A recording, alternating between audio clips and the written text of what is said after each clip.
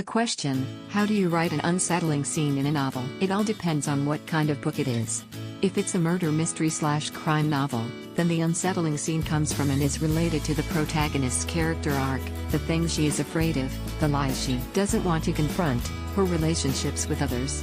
I usually draw on personal experiences for this, going to those dark places we all have in our minds, to come up with something chilling and uncomfortable.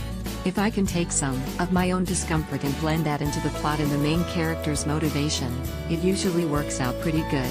At least, I think so. I don't necessarily recommend this, but it's what works for me. For example, when I was 4 years old, I saw a boy get run down and killed by a semi-truck in the middle of the street just outside our house in Sudbury. The details of the accident are as clear in my mind today as they were back then.